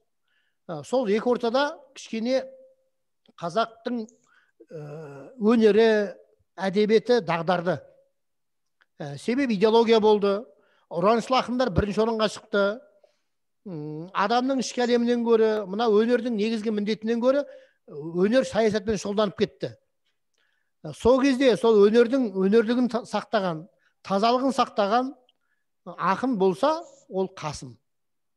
Яғни Қасым бұл анау қазақтың классикалық әдебиеті Мағжан Жұмабаевтармен, Ілияс Жансүгіровтермен сол Мұқағалидың буынын, Мұқағалидың ұрпағын, Мұқағалидың замандастарын жалғаушы ақын. Бұл ортадағы бір алтын аралық. Сол Қасым өлеңдігін сақтады. Ол сол Мағжанның бағытында, байқасаңыздар, Қасым мен Мағжанға байланыс тақырып беруге болады. Мағжан мен Қасымның байланысы өте күшті. Ал Қасымның Мұқағалимен байланысы күшті. Мұқағали тікелей Мағжанды білген жоқ, ол Мағжанмен байланыс алмайды тікелей. Мысалға, білсе де Мағжанды айта алмайды, о заманда Мағжан айтқызбады. Бірақ Қасымды айта алады. Сондықтан ол анау Абайдан бергісі Мағжаннан келетқан үлкен дәстүрді Мұқағалиларға жалғап беріп кетті. Мен Қасымның ақындық миссия дейтін мақала жаздым. Интернетте бар, көрсеңіздер болады. Мақала Қасымның ақындық миссиясы деп аталады. Ол Қасымның ақындық миссиясы үлкен мынау шаруасы, Қасымның міндеті, Қасымның Қасым болуы. Алла тағала бізге Қасым деген ақынның берудің өзі сол мына Мағжандар мен Мұқағалилар жалғастырсын деп берген деп ойлаймын. Мен өзім дәлелдеген болдым. Қасым лирик. Қасым өлеңге өзінің міндетін қайтарған ақын. Жұрттың бәрі жаңағы тақтағы өлең жазып, кеңесші жылап кеткен кезде Қасым адам қорылған, Қасым адамның ішкі әлеміне бұрылған ақын. Сондықтан да ол Қасым деген жанартау ғой дейді Мұқағали. Ақымын деп қопаңдап жүргендердің бәрінен Қасымның десі басым дейді. Көрдіңіз ба? Ақымын деп қопаңдап жүргендердің бәрінен де Қасымның десі басым дейді. Көрдіңіздер ме? Бұл Қасымды өте жоғары бағалаған. Қасым болғаннан кейін Мұқағали болды. Мағжан болғаннан кейін барып Қасым болды. Абай болғаннан кейін Мағжан болды. Сонда үлкен, мен әдебиетте ақындар көп қой, бірақ бірнеше белес бар деп ойлаймын. Менің ұғымда Абай, Мағжан, Қасым, сосын бүгінгі Есенғали. Менің өзім ұғымда. Осы 5 ақын қазаққа дәстүр салған ақындар көп, бірақ үлкен дәстүр қалыптасқан.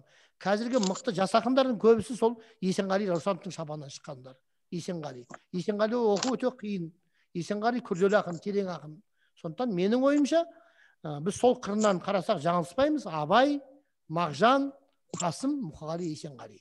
Қалған ақындар да көп, бірақ дәстүр салған ақындар, дәстүр ашқан ақындар, өзінің артынан ізбасар еткен ақындар, осы ақындар, негізгі ақындар деп осы ақындар деп мен білемін. Ал Мұқағали қандай ақын? Мұқағали айттым жаңа қандай ақын екендігін. Мұқағали күшті ақын, Мұқағали ұлы ақын деп үлкен эпитеттер қолдануға болады. менің ойымша Мұқағали адамның ақыны. Мұқағали қазақ әлемінің ақыны, адам әлемінің ақыны деп ойлаймын. Ал ұлы ақын деп айтуға болады, көп ақын айтуға болады, данышпан ақын деп айтуға болады. Бірақ оның бәрі нақтылық емес. Ұлы деп Абайға да айтамыз, Мағжанға да айтамыз, Ләшан Сүрікбай айтуымыз, Қасымға да айтуымыз мүмкін. Ал менің ойымша ол адамның әлемінің ақыны. Бұл адамның жыршысы ғой Мұқағали. Адамның жыршысы. Адамның бүкіл кемшілігі, бүкіл артықшылығы, адамның мұңы, қуанышы, арманы, адамның бойында не бар?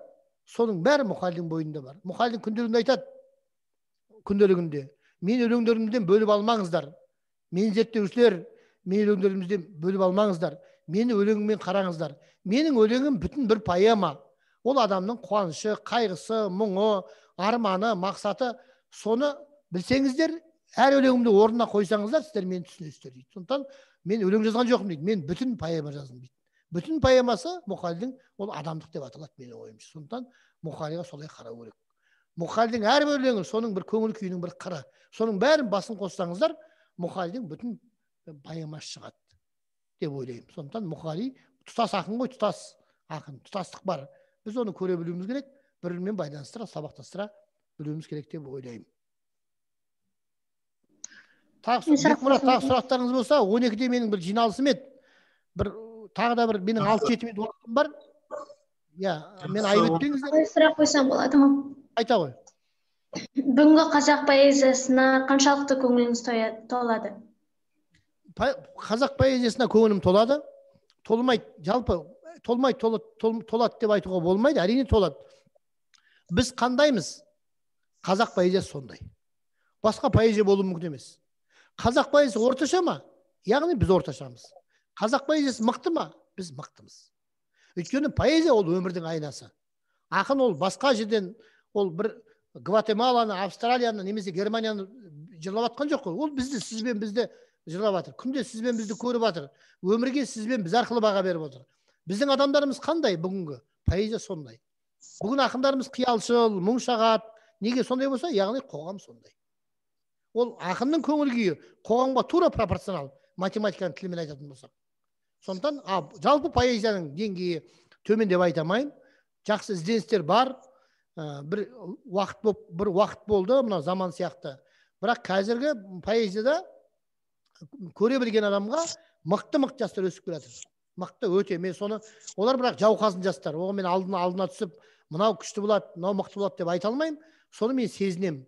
Кейде байқаймын, көрем. Бірақ оларға әрине шеберлік керек, ол тәжірибемен келеді.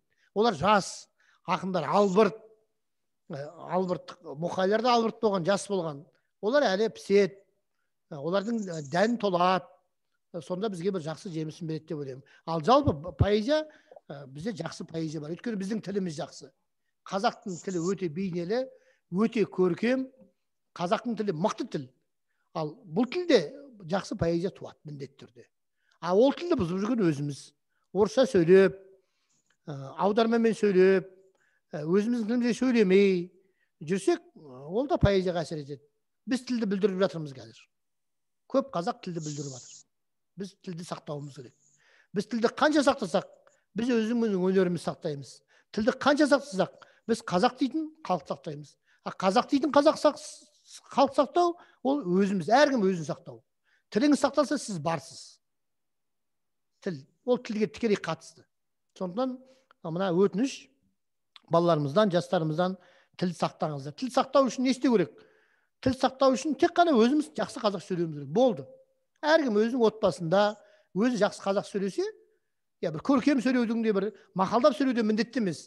Қазақтың тілінде анық, жақсы, дұрыс, түсінікті сөйлесеңіз, сол әрбір қазақтың күнде істеген жақсылығы. Күнде осы күні Қазақстанда 12.600.000 қазақ тұрады. Сол 12.600.000 қазақтың тілінде сөйлесе, бұл тіл бір-ақ күнде құлпырады. Сол тілге тұсау салып өзімізбіз. Бұл өзімізден. Оған өкіметті кінәлап, тағы біреуді кінәлап, өзімізден іздеуіміз керек. Өзіміз сөйлеуіміз керек. Мұқағалилардың тілі неге керемет? Өйткені сол кезде қаймағы бұзылмаған қазақтың тілі болды. 60-70 жылдары. Қазақтың тілі қаймағы бұзылмаған еді. Не бір ақсақалдар болды, не бір апалар, мен өз басым солай талай шалдың әңгімесін тыңдадым бала кезімде. Сонау 70 жылдары. Бір бүлінбеген керемет қазақтың тілі болды. Ал қазір не аударма сияқты ақпарат оқимыз, жаңа бір жерден Фейсбуктан бір жерден соны қайталаймыз. Ол орысша аударма. Өкіметпен бекітіледі деп әңгіме айтатын болдық қазір. Өкімет бекітеді деп айтсақ болмай ма? Міне осындай сөздер. Өкінішке орай деп айтатынбыз. Ол қалай орай деген жақсы сөз. Қалай ол өкінішке орай болады? Өкінішке қарай болады. Тіпті қазір ғалымдар өкінішке орай деп сөйлейтін болды. Өте ұят. Қазақ өкінішке қарай деп сөйлемейді, өкінішке орай деп сөйлемейді. Қазақ өкінішсіз деп айтады.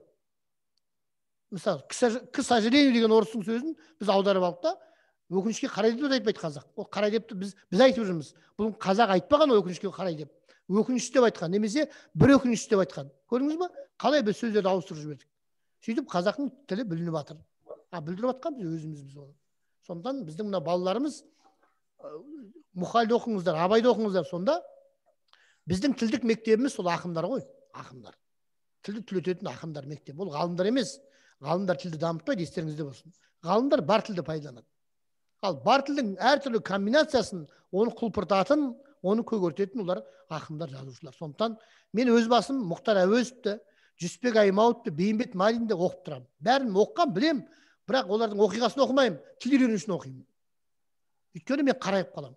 Мен міндетті түрде аптасына бір әдебиетке 2 сағат уақытым дайындаймын. Қазір тіл саласында жүрмін ғой, міндетті түрде 2 сағат дайындаймын. 2 сағат табылады. Қандай бір жұмыс басты адамға да табылады. Ол сылтау. Телефонмен отырамыз ғой сағаттап. Сол телефонға отырған сағаттаған уақытымыздың бір жарты сағат, 1 сағатын берсек, күнде демей қойын, 2 күнде бір. Онда біздің тіліміз ұшталады. Ал тіліміз ұшталса, біздің ойымыз ұшталады деп ойлаймын. Сұрағың жақсы, Нұрсұлу, рахмет. Рахмет, Ербол аға. Олай болса біз бүгінгі шарамызды аяқтасақ, қазір соңына таман сұрақ қойып, бүгінгі біздің шарамызға мектеп директоры қатысып отыр. Міржақ Дулатұлы атындағы нөмір 68-ші мектеп гимназия директоры Баяхметбаева Күлімбала Сілеуқызына сөз береміз. Қайырлы күн, құрметті Міржақ Дулатұлы атындағы 68-ші мектептің оқушылары. Бүгінгі бізге арнайы шақырылған қонақтарымыз Ербол Түлешұлы, Ержан мырза және біздің бір топ ұстаздарымыз. Барлықтарыңыз үшін бүгін арнайы түрде арнайы тақырыппен, белгілі бір мақсатпен Мұқағали Мақатаевтың өміріне байланысты іс-шара өтіп жатыр. Біздің бірнеше оқушыларымыз өзінің өлең шумақтарын оқыды. Және бүгінгі арнайы осы іс-шараны жүргізіп отырған Бекмұрат ұстазымыз белгілі бүгінгі мазмұнға лайықты жоспарлы жұмыстарды жүргізіп барлық мәселелерді көтерді. Ал енді ең үлкен мәселе бүгін біздің оқушылардың, ұстаздардың, белгілі тұлға, қоғам қайраткері десек болады, Ербол ағайдың барлық айтқан Мұқағали өміріне, жалпы адамзат баласына керекті мәліметтерді естідіңдер. Сондықтан Ербол Түлешұлы, өзіңіз тіл басқармасында жүріп, қалалық әкімдіктің маңайында жүріп, одан бергі бүгінгі күнге дейінгі қоғамдағы атқарып жатқан істеріңізді, жүргізіп жатқан жұмыстарыңызды, көтерген ірі мәселелеріңіздің барлығы, соңғы үлкен мәселелеріңіздің бірі бұл қазақ тілі мен әдебиет саласындағы мәселелер өз алдына. Ал енді бұл біздің мынау қазіргі латын графикасына байланысты мәселелеріңіздің барлығын оқып біліп, біздің мектептің оқушылары үнемі біліп жүреді. Республика бойынша 35 мектеп республикалық деңгейде Ахмет Байтұрсынов атындағы институттың жанындағы бұл арнайы жұмыс тобында, осы жұмыс тобында қалада 40-ші мектеп, одан кейін 68-ші мектеп арнайы өздерінің іс-шараларын жасап жүр. Сондай үлкен іс-шаралардың бірінде міне өзіңізбен бүгін қыран тағдырлы ақын атты тақырыптағы үлкен жұмыста өзіңізбен кездесіп отырмыз. Сондықтан бүгінгі айтылатын ой мазмұнды, мақсатты. Келіп, осы кеште үлкен оқушыларымызға дәріс айтып, қаншама үлкен мәселелерді көтердіңіздер, үлкен рахмет. Ал енді құрметті оқушылар, өздерің естіп біліп отырсыңдар, біздің мектеп бағдарламасында 1-ші сыныптан бастап Мұқағалидың өлеңдері беріліп тұрады. Біз әркез Мұқағалидың өміріне байланысты өлең шумақтарымен таныспыз. Ал дей тұрғанмен де өлең оқу, ақынның жырларын оқу, онымен танысу өз алдына ең бастысы бүгін біздің 20-25 жылдарға арналған үлкен белгілі мақсатымыз бұл адам сапасы. Ендеше адам сапасындағы, адами капитал тұрғысындағы әрқайсыларының осы оқу бағдарламасында берген пәндерді оқи отырып, міндетті деңгейден мүмкіндік деңгейге жетудегі шек бұл ең бірінші тіл қатынасы. Ендеше бұл тіл қатынасындағы қазақ әдебиеті мен қазақ тілінің үлкен пән ретіндегі ғылым негізі бола тұрып, қарым-қатынас, өмір сүру, адамның көңіл күйі, адамның белгілі бір дәрежеде білім алуы, адамның белгілі бір дәрежедегі барлық мүмкіндіктерін игеруіндегі іс-шара деп білеміз. Ендеше бүгінгі арнайы үлкен іс-шарада әрқайсыларын Мұқағали Мақатаевтың сан қырлы жырлары арқылы өмір сүрудің не екенін, адам болудың кім екендігін, балалық балдәуренді қалай өткізудің, достықтың, анаға деген құрмет, әкеге деген құрмет, ең үлкен жырлары Мұқағали Мақатаевтың өмірдегі туған жер, отан, атамекен тақырыбындағы көтерген шығармаларының барлығын сендер жатқа біліп оқып келесіңдер. Ендеше бүгін біз өлең шумақтарын оқудағы ең үлкен дүние ол Мұқағали Мақатаевтың өмірін білу керек болатын болса, сол кісінің шығармасы арқылы сен сол шығарманың рухымен, мазмұнымен, тақырыбын біле отырып, өзіңнің өміріңде қолдана білуің керек. Әрқайсың көркем сөйлеудің, анық сөйлеудің, нақты сөйлеудің, түйінді сөйлеудің және қысқа нұсқа айтылатын ойлардың белгілі бір мақсатта өзіңнің өмірінде жұмсалатын белгілі бір мазмұнын білесің. Ендеше құрметті оқушылар, бүгінгі кездесуден сендердің алатын үлкен сабақтарың мол болды деп ойлаймын. Сондықтан бүгінгі мынандай үлкен кездесуді ұйымдастырған Бекмұрат ұстаз және біздің Міржақып Дулатұлы атындағы 68-ші мектептің қазақ тілі мен әдебиеті пәнінің ұстаздары барлықтарыңызға болашақта үлкен әлі де талай алдымызда Мұқағали Мақатаевтың шығармаларын тағы да басқа оқу бағдарламасындағы шығармалардан тыс, сыныптан тыс кітапхана мәселесі көтерілді қазір. Сондықтан кітапхананың жұмысын өзгертуде бізде, кітапхананың дизайнын өзгертуде, кітапханадағы кітаптардың оқытылу үлгісінің қандай екенін біле отырып, біз ірі жұмыстарды әлі де ары қарай жалғастырамыз деп сенім білдіргім келеді. Ербол Тілешұлы бүгінгі қонағымыз болып, үлкен сұхбат бергеніңізге үлкен ризашылық білдіремін. Үлкен біздің ірі жұмыстарымыз көп. Сол жұмыстардың басы қасында өзіңіздің тікелей басшылығыңыз, өзіңіздің ақыл кеңесіңіз керек болады деп ойлаймын. Үлкен рахмет бүгінгі жиында. Ортамызда Ержан мырза отыр. Ол кісінің де үлкен руханият саласындағы үлкен ірі істерін білеміз. Сондықтан ары қарай біздің оқушыларымыз әрбір белгілі тұлғалармен кездесу ұйымдастырып, сол үлкен тақырыппен ары қарай осы істерді жалғастырады деп сенім білдіргім келеді. Үлкен рахмет сіздерге. Рахмет, баршаңыз Алла жар болсын, жақсылықта, амандықта кездесейік. Жұмыстарыңыз табысты болсын. Міржақып Дулатов атындағы Міржақыптың атын қалай алғанын жақсы білесіздер. Білікті басшы келіп жатыр, сондықтан біз қашанда сіздерге қол ұшын беруге, көмектесуге дайынбыз. Ең бастысы бізге саналы, жақсы ұрпақ тәрбиелеу керек. Соған бәріміз атсалысамыз деп ойлаймын. Біз ең алдымен ата-анамыз, соны ұмытпауымыз керек. Сол ата-анадан кейін барып, әрбір қызметтің иесіміз, сондықтан сол ата-аналық борышымыздың ішіне осы ұстаздық борышта кіреді ғой деп ойлаймын. Көп-көп рахмет. Рахмет. Рахмет Ербол аға, Күлімбал апай. Енді ортамызға Ержан Еңсебай дейтін мықты қазіргі белгілі көптеген авторлық жобалардың авторы ортамызда отыр. Ержан мырза, сөз кезегі сізге береміз.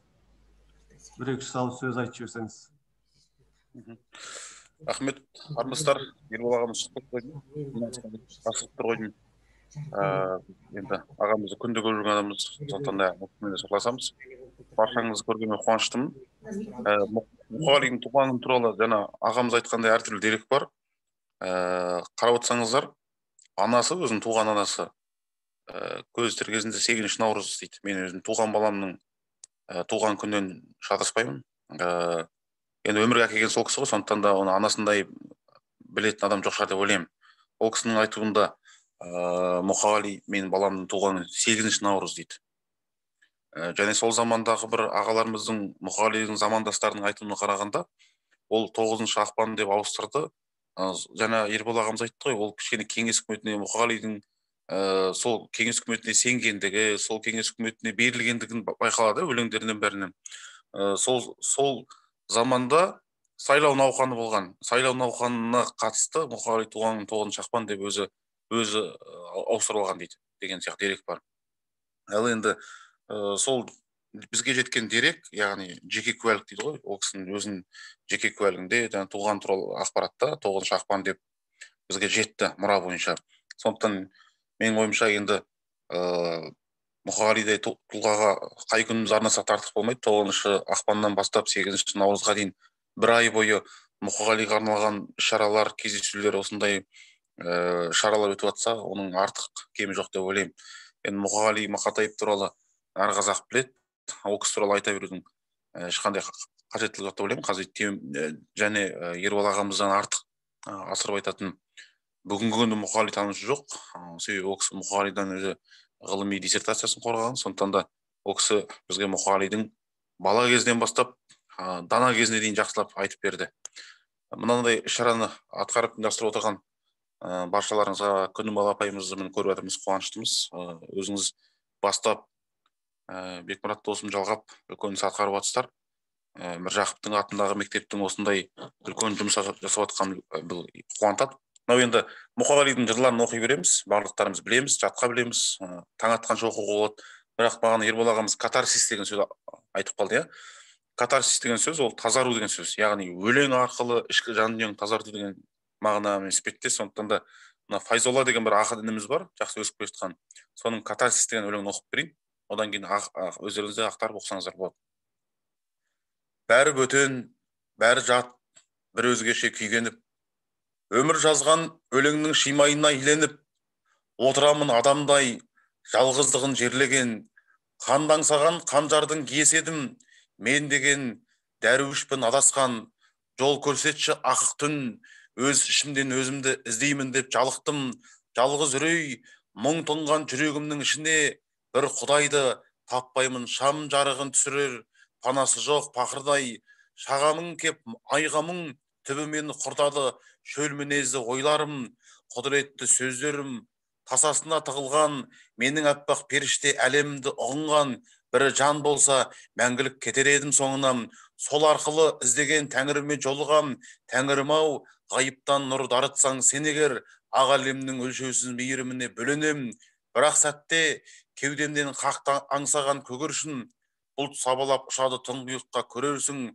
сон келіп қып-қызыл аспандағы әр шырақ, мөлт-мөлт етіп тұрады жанарымнан тамшылап, тәңірім-ау, тәңірім, екі жүзде бір ғұмыр бізді қайда жетелеп апарады бұл дүбір, білмейді олар, білмейді бейуақытта құлазып, қай құдайға құл болып жүргеніңді, мына жұрт, мен жеңілдім, адассым, бөзге оранып жыр өлді, кеткім келіп соңынан аңғам кеуіп жүренді, өмір ғой деп арқамнан қағатығың көп айлаң, бәрібірде біздікі жеңімпазы жоқ майдан, тәңірім-ау, тәңірім.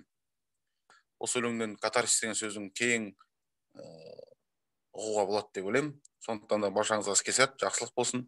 Өлең оқиық, қазақтың сөзін таниық, қазақтың сөзінде сөйлеп, қазақтың өзі болайық. Ел аман, жұрт тыныш болсын, жақсылық болсын.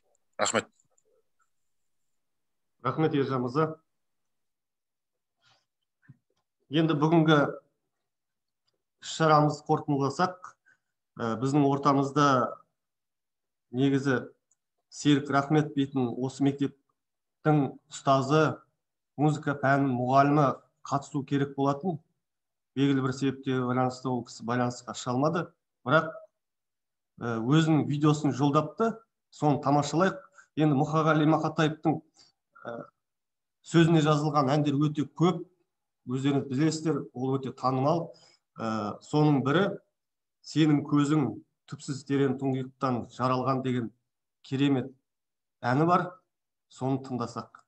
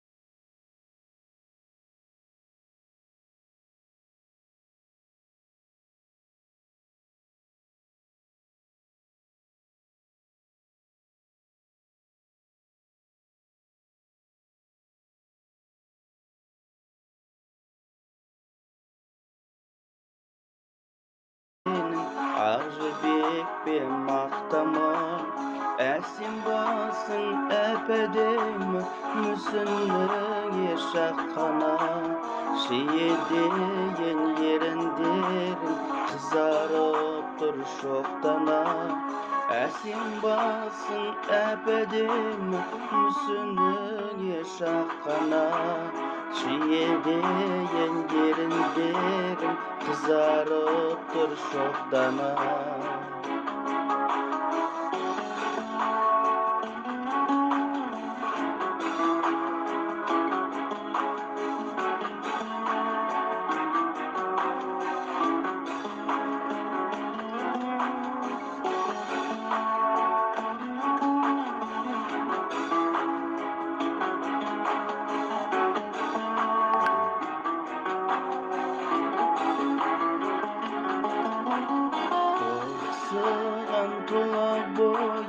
Шыбық бетін тау мекен, бейнең сенің баяулатқан жазмышыға таң бекен.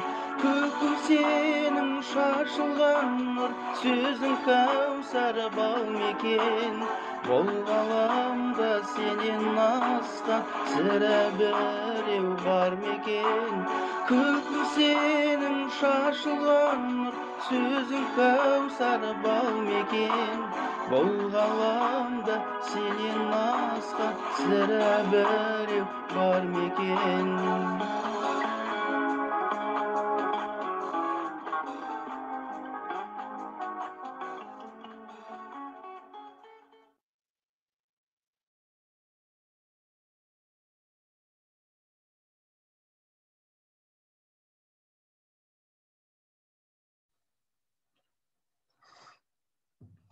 Құрметті оқушылар, құрметті ұстаздар қауымы, бүгінгі Мұқағали Мақатаевтың туғанына арналған, 90 жылдығына арналған кешіміз өз мәресіне келіп жетті.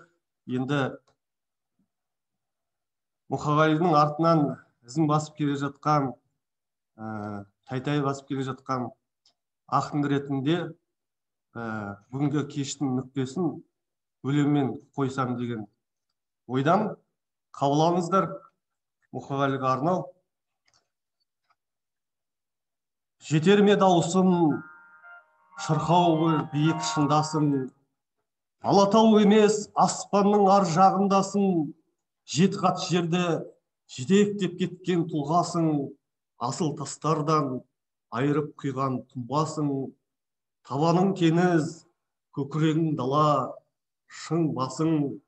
Бәлкім сен сонау туған жұртында қырдасың, бүгінгі қазақ біледі сені сүйеді, сондықтан мүмкін арқада әлде сырдасың. Сағынған шығар, сағымды дала сырласың, сеңгір де сеңгір селеулер тағар сырғасың, жаттаулы жырың жүректе мәңгі халқыңның, сондықтан мұқа асқақсың, алып тұлғасың. Бұл күнде мұқа шұғыладасың, нұрдасың, жанарлардасың, жүректердесің, жырдасың. Қасиетіңді қаһарман жұртын жырласың, ардақтай сені алмаса елге болғасың. Атыңды айтса бар қазақ бүгін елеңдер, мың жылдап жасар Мұқағали сынды емеңдер. Кеңістікке бұл келер ау талай ақындар, соларды мәңгі жебе жүр мұқа кемеңдер. Келесі кездескенше сау саламатта болайық, өлең оқиық, поэзия оқиық, тілімізді қастерлейік, қазақша сөйлейік. Сау болыңыздар. Сау болыңыздар. Сау болыңыздар. Сау болыңыздар. Қалай